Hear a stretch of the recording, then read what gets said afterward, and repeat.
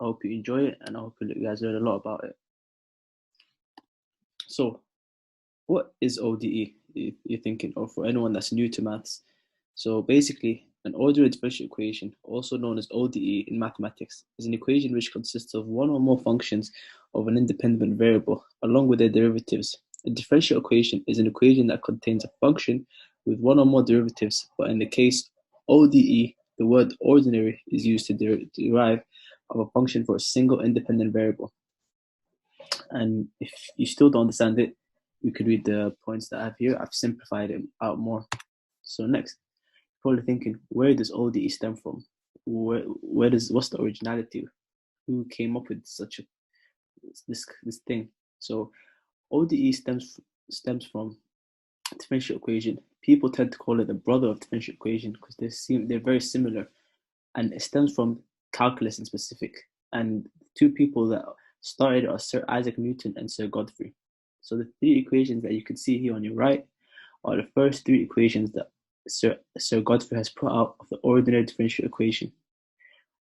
So you're probably thinking, okay, I'm not going to need this anywhere other than the classroom. But no, now I'm going to show you exactly why ordinary differential equation is something you should really learn and something you should take serious because it's used quite a lot in everyday, the stuff you eat every day, day to day. And it's very significant in daily aspects in physics, engineering, biology. So don't worry, I won't have you like this kid scratching your head. I won't show you too many equations and too many math issues. We're just gonna get straight into it and make it easy. So the uses of ODE in agricultural processing and food engineering. Steady state of heat transfer and conduction, convection and radiation, transistor and heat transfer and simple geometry, condensation and boiling heat transfer. It even helps us with working on principles of heat exchange, diffusive and convective mass transfer, simultaneously heat and mass transfer in agricultural processing. And I could keep going on. You need it for the air vapor mixture, for the mixture in gas and liquids. But for the gas and liquids part, we'll get into it in the next slide, in the next part. So what's the mathematical model behind this? Here it is.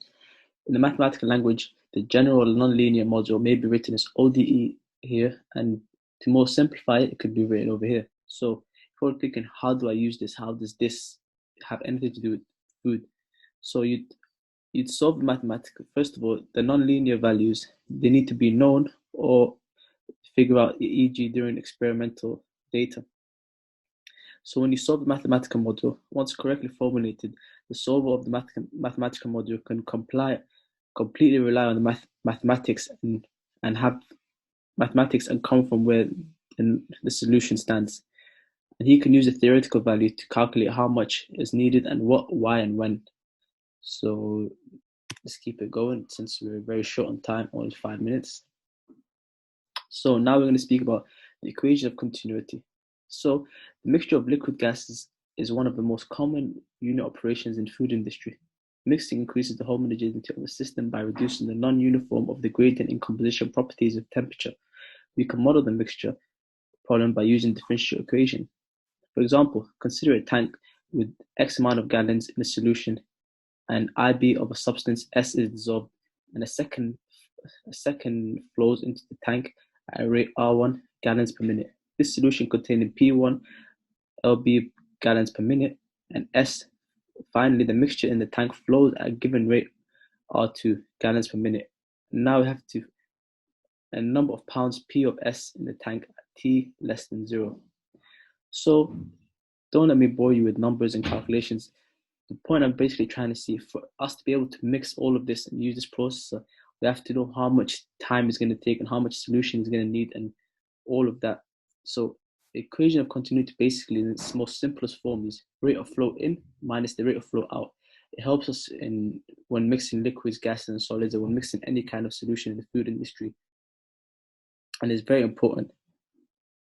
For example, we have so many different parts, R1, R, we need to find the T1, S1, P1, all of those things. So that's when the ordinary differential equation comes in. I would love to get into it, but since the time is very short, I'm going to have to keep it. So next use of food, ODE in the food industry is brilliant. So we're probably thinking, what is brinning? So before refrigeration was available in the old days, food availability was seasonal. One food might be available during the spring, and another might be available during the fall. If you're going to enjoy these seasonal foods all year round, you will need a way to preserve them. Brinning is one such solution that always or mostly used to preserve containing foods for extremely long period of time. We can use the differential equation to model the problem for brinning. To illustrate this, just consider this example in your head. I'm going to give you as a quick example. A container X contains 50 gallons of liquid, in which 12 RB of salt is added and dissolved. Another container Y has 50 gallons containing no salt. The water without the salt flows at X at 8 gallons per minute. The mixture in X as well, stirred, flows from X to Y at 1 gallon per minute. The mixture in Y is well stirred, flows back into X at 1 gallon per minute, and the output of the system are 8 gallons per minute. So when XT and YT at the amount of salt in pounds, X and Y at the time T, we have to find XT and YT.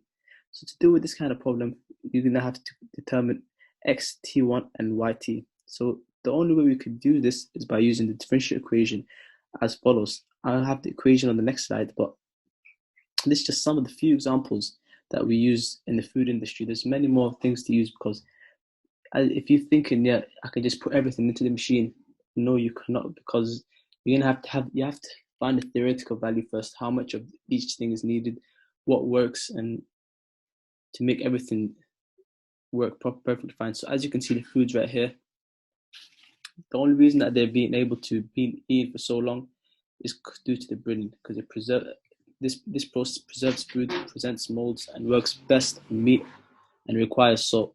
So this is the equation of the problem that I was solving. I was showing you guys. And yeah, lastly, let's end on a high. This was a meme that I seen while I was researching. You can have them for a very long amount of time due to the brinning method. So let me not bore you guys anymore. For the problem that I was telling you guys about right now, the calculation of the salt in the water. This is how someone that would be working in the factory would calculate it, so they could get the theoretical value of how much they need to put in, how much salt they need to put in to keep it going for how long. This is a breakdown of the equation. So yeah, I hope you guys understand it. And now let's end on a bright note. There was this meme that I've seen, and it made me laugh while I was doing the research. And God said, basically, they had some differential equations, and bam, there was light. So it just goes to show you that